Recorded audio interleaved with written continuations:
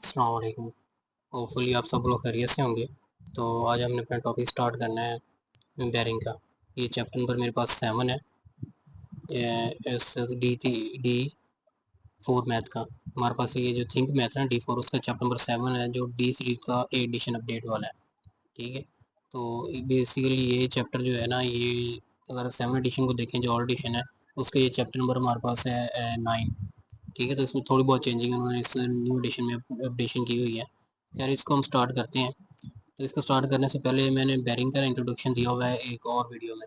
तो मैं कोशिश करता हूँ उसका जो लिंक है ना वो इसके डिस्क्रिप्शन में डाल देता हूँ।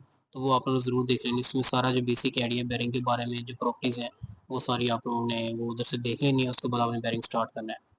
तो सबसे पहले क्वेश्चन नंबर 1 स्टार्ट करते हैं। क्वेश्चन नंबर 1 में हमारे पास क्या है? हमारे पास 1 में है बेरिंग ए फ्रॉम हो। सबसे पहले हमने देखना है कि फ्रॉम के बाद कौन सा नंबर है। ये बेरिंग ए था। ए फ्रॉम ओ। फ्रॉम के बाद जो भी नंबर लिखा होगा जो पॉइंट लिखा होगा हमने उसके ऊपर नॉर्थ बनाना है। ये फ्रॉम ओ है तो ओ पे ऑलरेडी क्या है?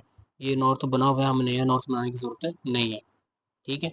दूसरे नंबर पे अब मैंने एक और टेक्निक बताई थी वीडियोस में कि आपने जिधर फ्रॉम ओ के बाद यानी हमने ओ पॉइंट पे नॉर्थ बनाना है। फिर नॉर्थ से हमने बेरिंग को स्टार्ट करना है पहले नंबर पे। दूसरी चीज़ है जब भी बेरिंग स्टार्ट करेंगे यानी कि फॉर एग्जांपल लेट करो ये हमारे पास कोई पॉइंट है ये नॉर्थ है।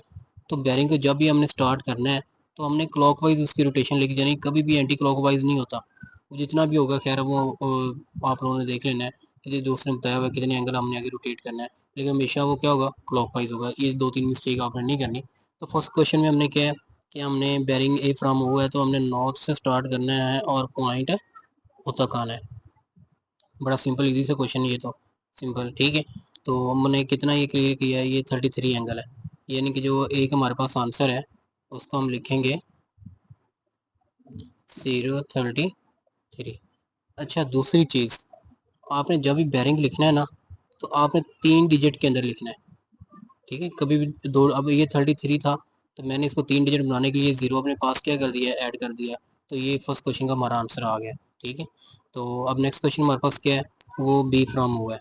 अच्छा इसको ये आगे है ना नई डायग्राम पे सॉल्व करते हैं। इस पे थोड़ा सा आपको कंफ्यूज हो जाओगे। अब इसमें हमारे पास क्या है? ये सेम क्वेश्चन आ गया। इसका हमने बी पार्ट सॉल्व करना है। तो बी पार्ट में हमारे पास क्या चीज़ है? बी की जो कंडीशन है वो हमारे पास बेरिंग है। आपने बी फ्रॉम ओ से स्टार्ट करना है।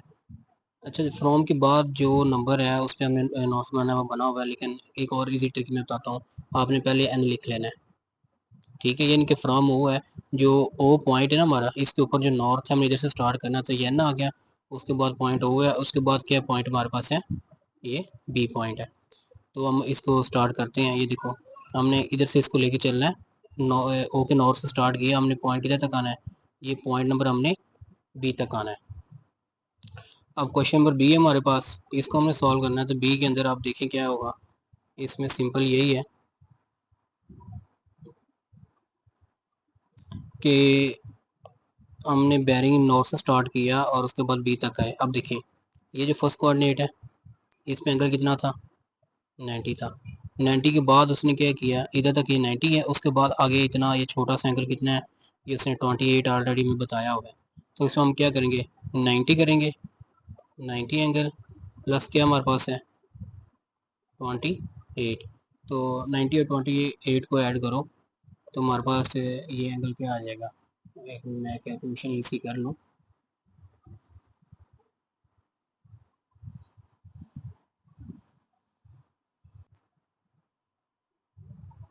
अच्छा तो ये अगर 90 प्लस 28 करते हैं तो हमारे पास ये एंगल आ रहा है 0,118।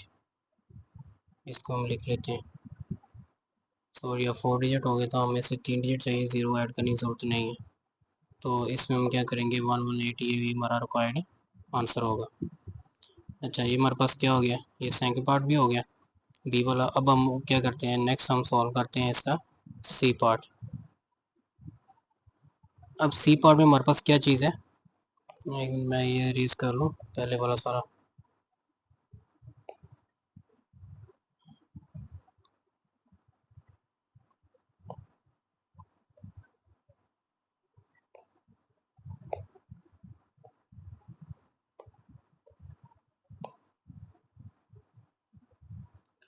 अच्छा, नेक्स्ट हमारे पास सी पार्ट है। अब हमने इसको सॉल्व करना है। बी पार्ट हमारा हो गया। तो सी पार्ट में हमें क्या कह रहा है? सी पार्ट में हमें बता रहा है कि आपने बेरिंग स्टार्ट करना है किधर से? सी फ्रॉम ओ, यानी कि फ्रॉम ओ के ऊपर ऑलरेडी नॉर्थ बना हुआ है, सी से हमने स्टार्ट करना है। तो हम इसको लिख लेते हैं। हमारे पास क्या होगा? एन ओ और सी। ये नॉर्थ से हमने स्टार्ट करना है। ये नॉर्थ से हम स्टार्ट करेंगे इधर से, और इधर से हमने ये रोटेशन करते करते इसको किधर लेके आना है? इसको हमने बेरिंग सी तक लेके आना है। ठीक है, तो इसको देखते हैं क्या होता है। ये बेरिंग नॉर्थ से हमने स्टार्ट किया है, इसको अब रोटेट करते करते किधर लेके आएंगे? ये सी तक लेके आ गए। अब देखें तो इसमें हमने क्या क्या किया है? फर्स्ट कोऑर्डिनेट क्रॉस किया, इधर क्या एंगल था? 90 था। फिर सेम हमने सेकंड कोऑर्डिनेट क्रॉस किया, कितना था? इधर भी 90 था। तो उसके बाद ये थर्ड वाला है। अब ये एंगल क्या हमारे लिए अननोन है, इस एंगल का हमें पता नहीं है। ठीक है, अब हम थोड़ी सी इसमें ट्रिक लगाते हैं। हम क्या करेंगे? हम कहेंगे जी हमने ये फुल कितना है? ये 90 है।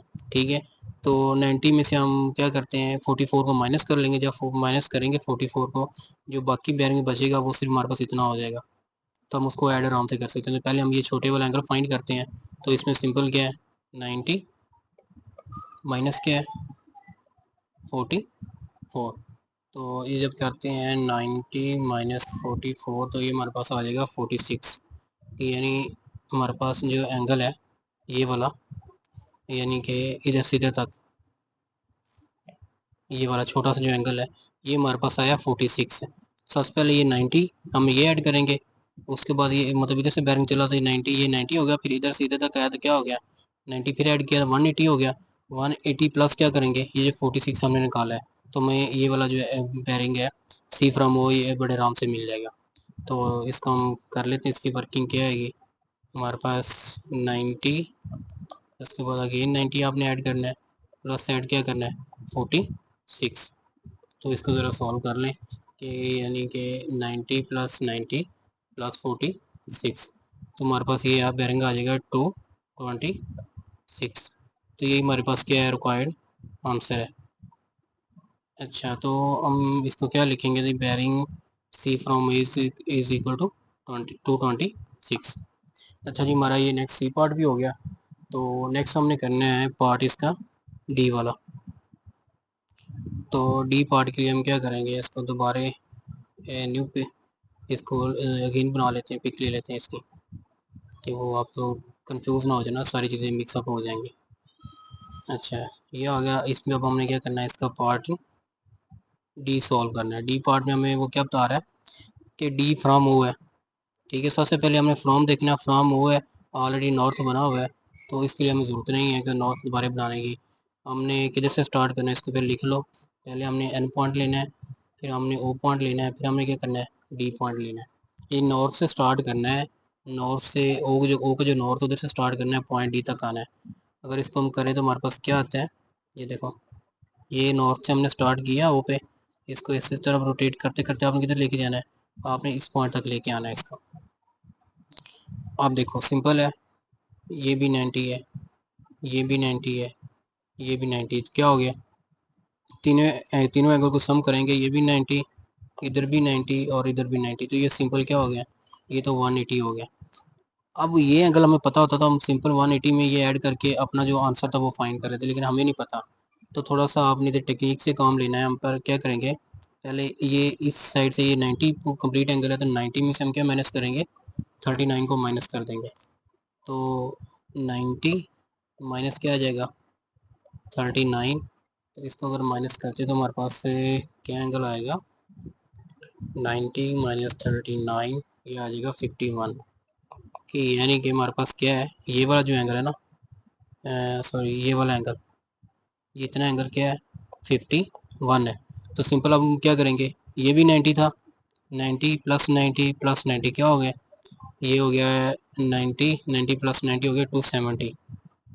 तो हम क्या करेंगे? 270 प्लस क्या करेंगे? 51। तो हमारे पास इनको सम ऑफ करके कितना आ जाएगा? 270। इसके बाद हमने इसमें एंगल करना है ऐड 51। तो ये हमारे पास सिंपल क्या आ गया? 321 एंगल आ गया। चलो जी, फर्स्ट क्वेश्चन हमारा कंप्लीट हो गया। अब इंशाल्लाह नेक्स्ट जो क्वेश्चन होंगे वो हम ऐड करेंगे 321। तो यानी कि अच्छा 7 क्वेश्चन करोगे आप, स्टेटमेंट के साथ साथ ना लिखते भी रहो। यानी इसको अगर हमने लिखना होगा साथ में क्या लिखेंगे, दी बेयरिंग ऑफ डी